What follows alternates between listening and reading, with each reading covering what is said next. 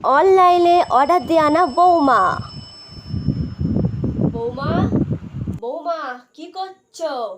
হ্যাঁ, আমার ছেলে তো অফিস থেকে চলে আসবে। হ্যাঁ, এখনো রান্না বান্না হয়নি। হ্যাঁ, কি হয়েছে? ষাঁড়ের মতো চেঁচাচ্ছেন কেন?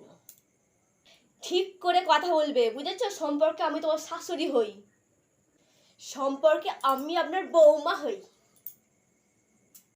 আমি তোমাকে কি বলেছি শুনি? হ্যাঁ, খোকা অফিস থেকে চলে আসবে, ওর খিদে পেয়ে যাবে, এখনো রান্না বান্না হয়নি। ও তো খিদে সহ্য করতে পারে না।